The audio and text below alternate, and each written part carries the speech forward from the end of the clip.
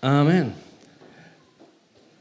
Bueno, hermanos, gracias por las oraciones. La verdad es que ha sido una semana un poco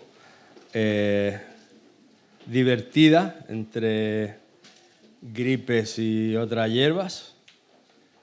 Nuestra hermana y pastora sigue estando un poco enferma en cuanto a que no se termina de recuperar, así que les pido por favor que sigan orando, que sigan teniéndonos en la agenda de oraciones, porque lo necesitamos en el nombre del Señor, amén.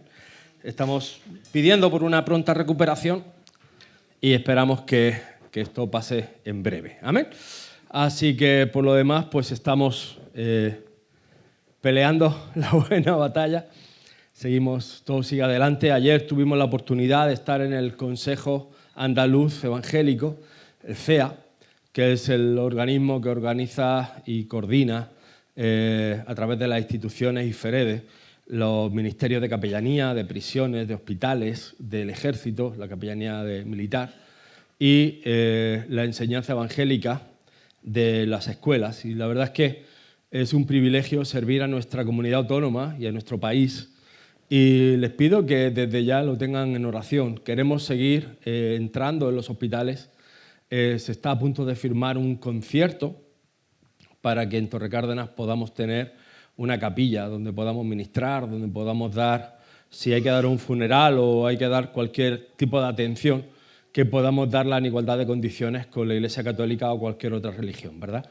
Así que es un pequeño paso para nuestra fe evangélica, pero es un gran paso para nuestra comunidad, de visualización, de ser visibles y sobre todo que el Señor siga estableciendo su reino.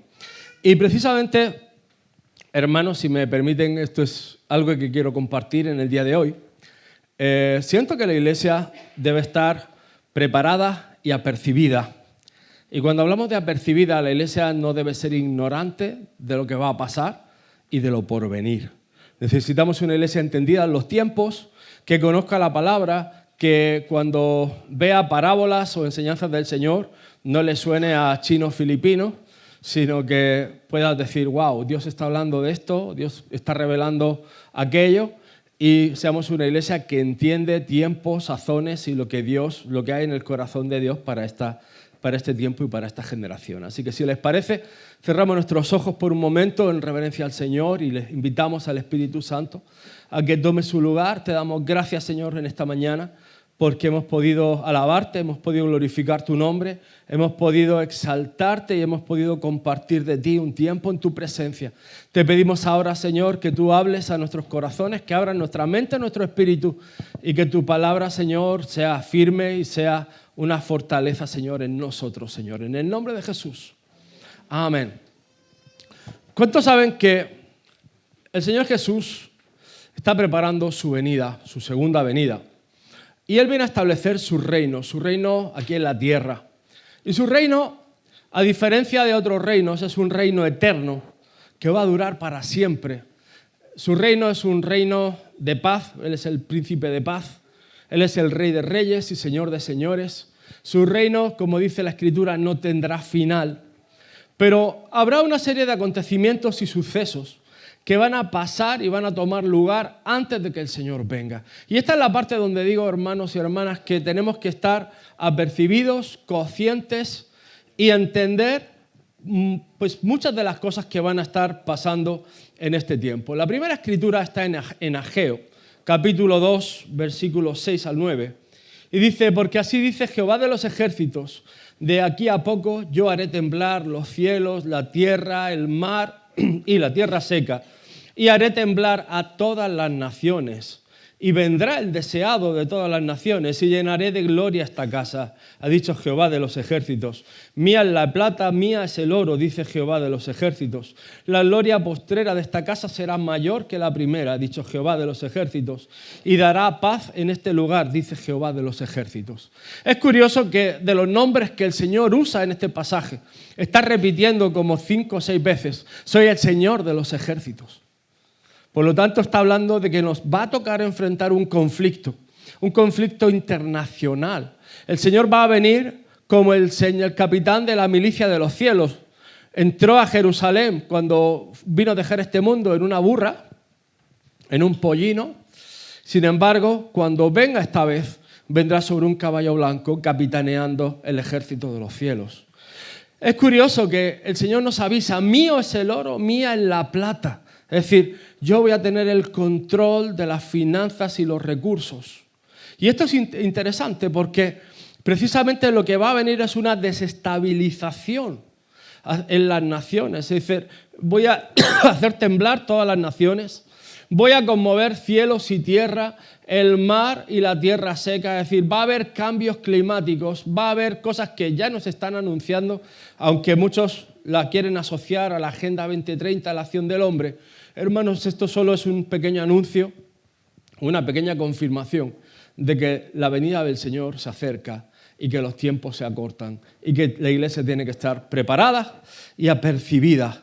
Vemos crisis financieras que ya hemos empezado a ver en el mercado asiático, con la propia criptomoneda, con las bolsas, inseguridades, de pronto compañías que apostábamos por ellas, es decir, mucha gente pensaba que eran valores seguros, de pronto se desploman en bolsa y mucha gente recurre a estos sistemas de inversión o de capitalización como el sistema seguro de estar tranquilo, de estar de una manera, digamos, con el futuro resuelto. Y déjame decirte algo, eso no es la solución y lo vas a ver hoy. Este es un buen ejemplo. Cuando en la Segunda Guerra Mundial, Japón, en su deseo imperialista de expandir sus fronteras, empezó a fabricar moneda. Y le dicen el dólar de la banana, porque vale lo mismo que una banana. No sé si has estado viajando en Asia, pero una banana vale menos de un céntimo. Es decir, no vale absolutamente nada. ¿Por qué? Porque el imperio japonés se desvaneció tan pronto como terminó la guerra y el valor de esa moneda era tan efímero, es decir, podías tener millones de esa moneda, pero no valía absolutamente nada. Países como Singapur, nuestro amado Singapur, donde están nuestra iglesia, nuestros pastores, países como Filipinas, países como la propia Guinea, las Papúas y demás, tenían esta moneda, de pronto esta moneda no valía absolutamente nada. Y hermanos, te estoy hablando hace apenas 60, 70 años. Cómo cambian gobiernos, cómo cambian sistemas, cómo cambian maneras de gobierno. Y a veces ponemos nuestra seguridad o ponemos nuestra confianza en cuántos son nuestros recursos, cuánto hemos almacenado, cuánto hemos guardado. Yo recuerdo en cierta ocasión que mi familia parece ser que era un poco republicana y uno de los tíos de mi abuela tenía detrás de un espejo o en un tipo de arcón un montón de dinero, un montón de monedas de la República. Cuando Franco gana la guerra civil, automáticamente ese dinero empieza a no tener ningún tipo de valor. Y la seguridad, es decir, la confianza en lo que has acumulado, los ahorros, de pronto te das cuenta que no tienen ningún sustento, que no tienen ninguna seguridad. Y esto, hermanos, parece ajeno a nosotros, porque dice, bueno, estamos en la Comunidad Europea, el euro aparentemente es seguro, estamos hablando de 27 naciones, ¿qué puede salir mal? Bueno, déjame decirte algo, el Señor empieza a avisar de lo que puede salir mal a través de la visión de Daniel. Cuando el rey Nabucodonosor tiene el sueño y ve esa figura con cabeza de oro, pecho de plata, cintura de bronce, piernas de hierro y los pies entrelazados con barro. Precisamente lo siguiente es, como dice Daniel, dice, entonces fueron desmenuzados también el hierro, el barro cocido, el bronce, la plata y el oro. Y fueron como tamo en las eras del verano y se los llevó el viento sin que ellos quedara rastro alguno. Mas la piedra que hirió a la imagen fue hecha un gran monte que llenó toda la tierra. Y ese no es otro que nuestro Señor Jesucristo. Es decir, esos grandes reinos, esos grandes imperios que describe la visión de la imagen de Daniel. Al final cayeron a los pies, fueron derrotados, no por mano de hombres, no por mano de guerras o grandes líderes militares, sino porque el Señor es el Rey de Reyes y Señor de Señores. Y precisamente esa piedra angular en la que vino a ser por escarnio al mundo, por tropezadero al mundo, y la que quita y pone reyes. Esa imagen en la que nos está diciendo es el Señor Jesús el que tiene el control. Es el Señor Jesús el que tiene la autoridad. Es el Señor Jesús el que ha derrotado a los imperios más grandes conocidos en esta tierra. Imperios más grandes probablemente todavía se estudian y todavía se observan estos imperios a través de la historia. Pero quiero decirte que cualquiera de estos imperios, por grande o pequeño que te parezca, no va a tener comparación con el reino de nuestro Señor. No tiene ninguna comparación, aunque el diablo ha tenido varios intentos, varios conatos de hacer su propio Pentecostés, de establecer su propio reino y de establecer su propio imperio. El primero de los intentos fue con la Torre de Babel. Lo peligroso, lo que realmente debe llamarte la atención en la Torre de Babel es que, al igual que en el aposento alto, había unidad de corazón, unidad de propósito. Dice la palabra que estaban hablando en el mismo idioma. Es decir, hablaban un mismo lenguaje. Y ahí tenemos un agravio comparativo con Isaías 14, cuando empieza Satanás a decir: y subiré, y seré, y llegaré, y alcanzaré. Y en todo tiempo se está comparando, se está equiparando al Señor, se está equiparando a Dios. Pero ya sabemos cómo termina y cómo terminó esa historia.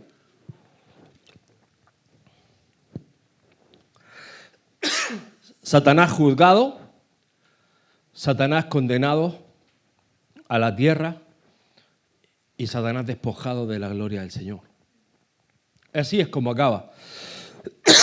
Ahora, perdónenme. Dice Génesis 11, 5, 9. Descendió Jehová para ver la ciudad y la torre que edificaban los hijos de los hombres. Y dijo Jehová: he aquí el pueblo es uno. Y todos estos tienen un solo lenguaje y han comenzado la obra y nada les hará desistir ahora de lo que han pensado hacer. Pues descendamos, confundamos allí su lengua para que ninguno entienda en lo que habla su compañero. Y así los esparció desde allí sobre toda la faz de la tierra y dejaron de edificar la ciudad. Por esto fue llamado el nombre de ella Babel, porque allí confundió Jehová el lenguaje de toda la tierra y desde allí los esparció sobre la faz de la tierra. El hombre estaba intentando establecer su reino. No el reino de los cielos, no el reino de Dios.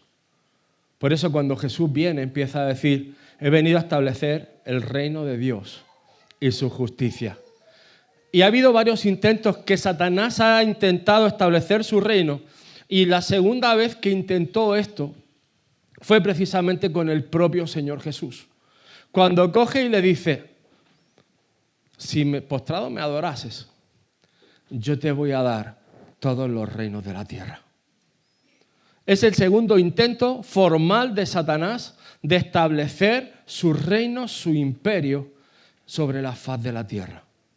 Él ahora mismo tiene autoridad sobre esos imperios y por eso estaba dispuesto a delegársela a Jesús. Lo que él no tiene, y quiero que entiendas esto, es la autoridad sobre las almas de la gente. Esa autoridad sobre las almas de la gente, sobre el espíritu de la gente, solo lo tiene el Hijo de Dios. El que pagó el precio en la cruz del Calvario, derrotando la muerte, resucitando al tercer día. Ahora, la autoridad de este mundo, de los imperios de este mundo, en ese momento sí la tenía Satanás. Y si Jesús hubiera caído en la tentación, Satanás hubiera establecido su reino aquí en la tierra. Pero gloria al poderoso de Israel. Gloria al Santo y gloria al Hijo unigénito de Dios, que venció toda tentación y toda prueba y pudo traernos victoria porque iba a establecer su reino, no el reino de los hombres, no el reino de Satanás. Y por una manera definitiva derrotó toda artimaña del enemigo. Fijaros que como dice el versículo en Lucas 4, 5, 6, dice: lo llevó el diablo a un monte alto y le mostró en un momento todos los reinos de la tierra, y le dijo el diablo: a ti te daré toda potestad y la gloria de ellos, porque a mí me ha sido entregada y a quien quiero la doy. Qué curioso, a quien quiero la doy. El otro día estaba leyendo, hay una de las personas que seguramente todos conocemos porque todos tenemos una aplicación que se llama Facebook, ¿verdad? Decía este artículo que si Mark Zuckerberg, que es el fundador de Facebook, gastara $1 millón al día de lo que él ha ganado con esa plataforma, podría vivir 512 años con el dinero que ya ha ganado. Escúchame bien.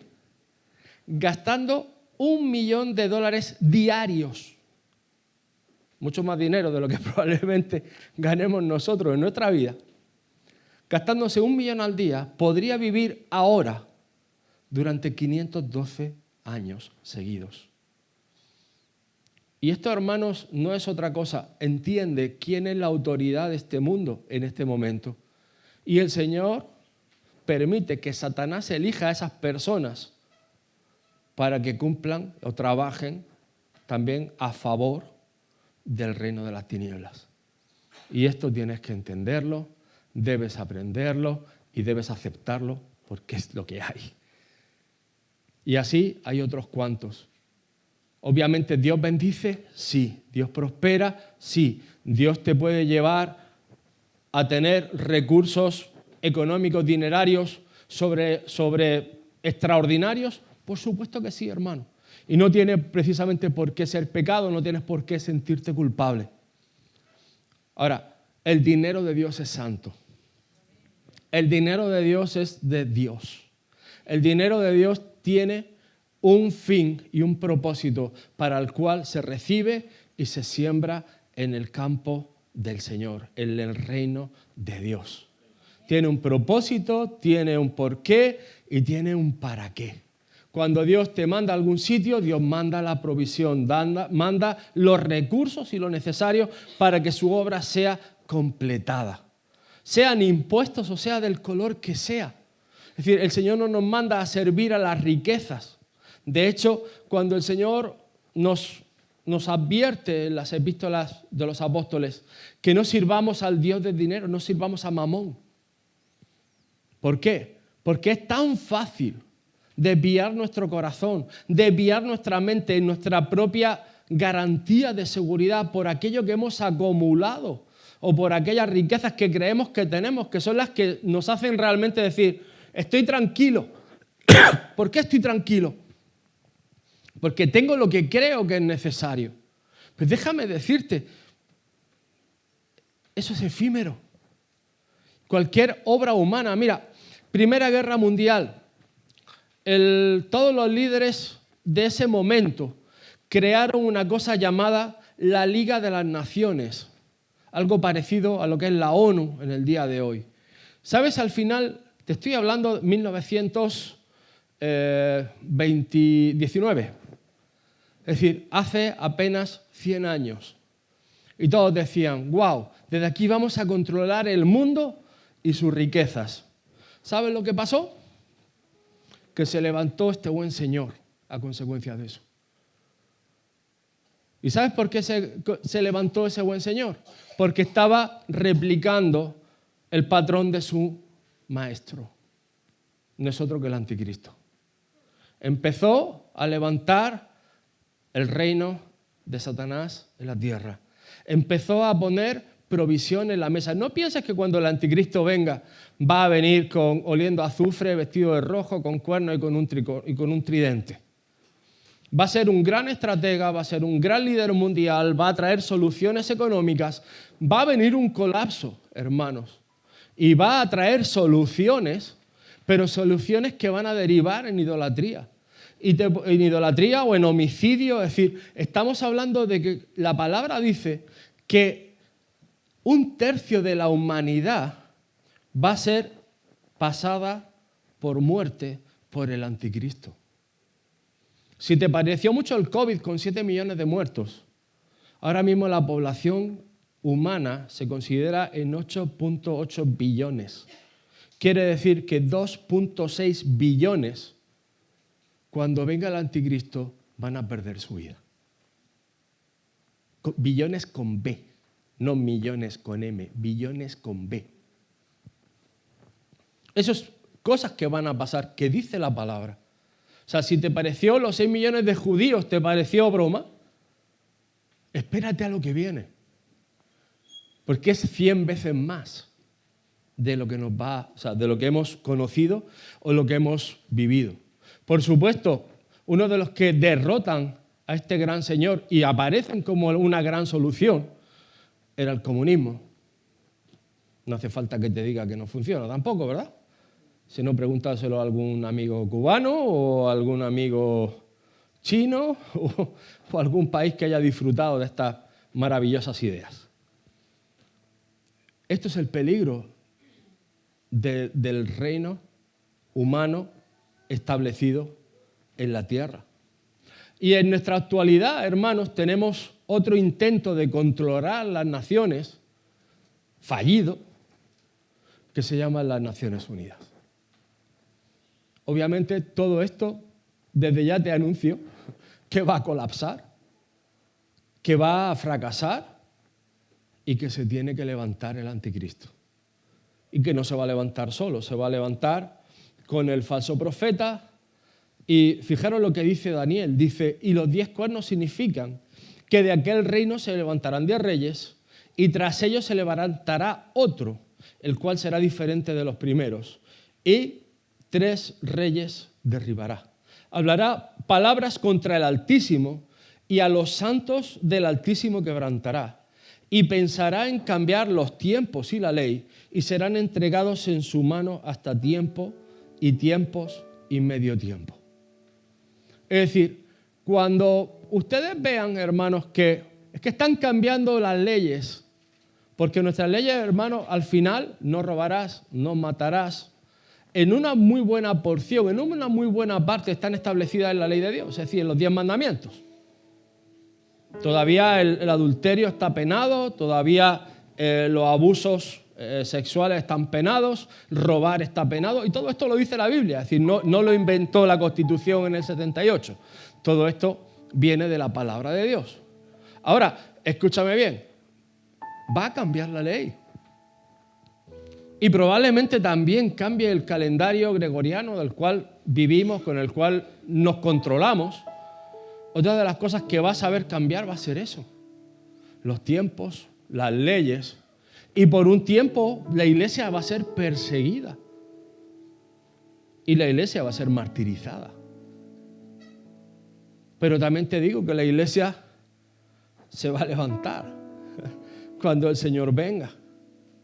Fijaros que hay algo tremendo. Esas imágenes que he encontrado con la IA, dice, también hace grandes señales, hablando del anticristo.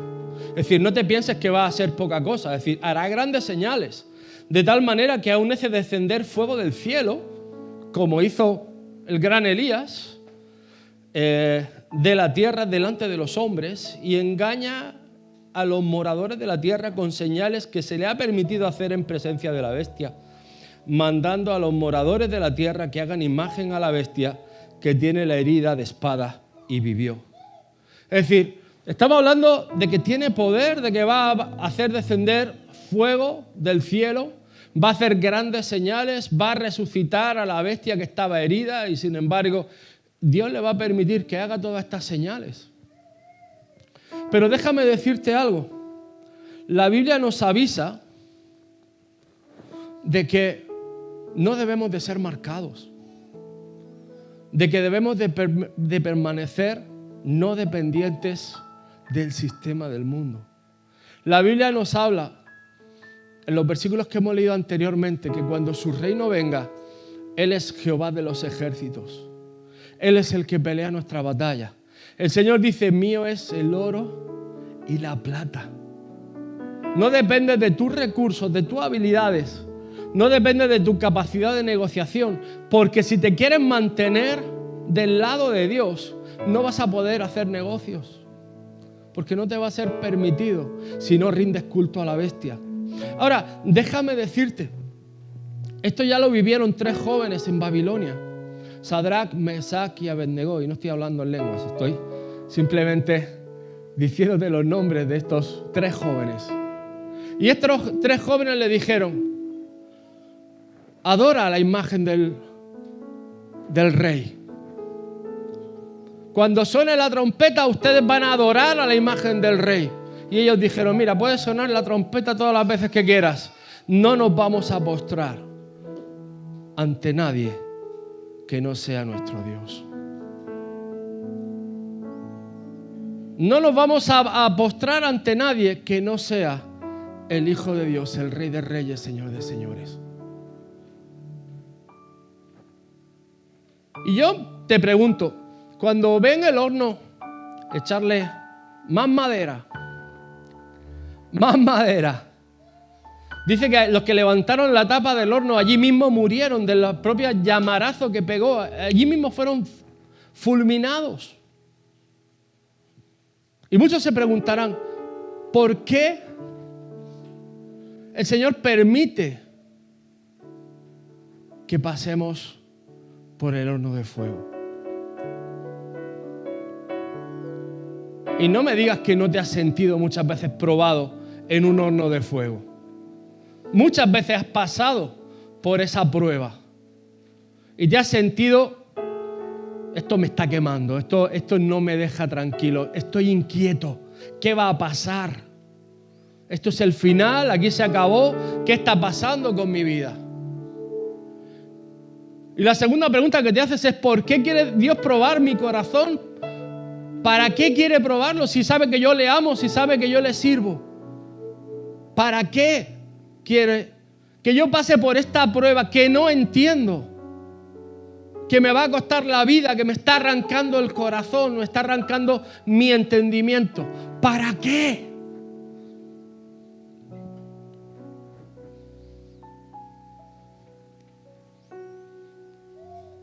La respuesta no es para qué. La respuesta es con quién vas a estar en ese horno. Y si puedo decirte algo con toda autoridad en este tiempo, deja de preguntar por qué y para qué. Y busca el con quién pasar la prueba. No pierdas más tiempo en buscar la explicación. ¿Por qué, Señor? ¿Por qué? ¿Para qué quieres que pase esto, Señor? ¿Qué quieres hacer conmigo? Olvídate del por qué y para qué y vete al con quién vas a estar en esa prueba. ¿Con quién va a estar en ese momento de oscuridad? ¿Con quién vas a estar en ese momento de fuego? ¿Con quién es el que va a agarrar tu mano y sustentarte sin que se te queme un solo cabello en medio de esa tribulación y de esa prueba? ¿Con quién es lo importante? Por eso la iglesia tiene que entender que no es solamente el proceso, es a través del proceso, a través de la comunión con el Señor, esa dependencia. Estos tiempos no te va a valer con haber hecho la oración de salvación. No te va a valer con un cristianismo liviano, no te va a valer de cualquier manera.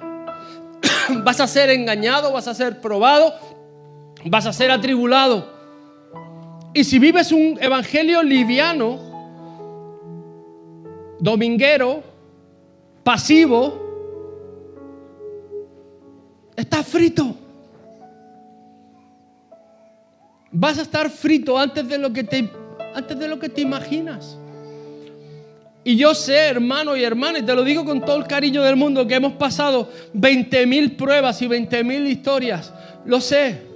Pero el problema no es el por qué o el para qué. El problema es con quién lo estás pasando, con quién lo estás viviendo y con quién vas a tener esa experiencia. Puedes tener toda la ansiedad del mundo. y toda la depresión del mundo y todo lo que tú quieras. Pero a menos que te metas con el Señor en ese horno de fuego, a menos que te metas en el Señor en esa circunstancia, vas a ser preservado. Puedes querer tener todo el control que quieras y tener 500,000 o millones. Cualquier reino de esta tierra es efímero. Cualquier reino de esta tierra va a pasar. El único reino que no va a pasar, que es eterno y para siempre, es el reino de Cristo Jesús. Por eso te digo, mi hermano, que lo más importante en este tiempo, en esta temporada, es que verdaderamente, da igual lo calentito que esté tu horno, métete con el Señor. Dice Apocalipsis 24, dice: vi tronos y se sentaron sobre ellos los que recibieron facultad de juzgar. Y vi las almas de los decapitados por causa del testimonio de Jesús y por la palabra de Dios. Los que no habían adorado a la bestia ni a su imagen y que no recibieron la marca en sus frentes ni en sus manos. Y vivieron y reinaron con Cristo 1000 años. Miren, no sé cuál es su meta en la vida. No sé cuáles son sus propósitos en la vida.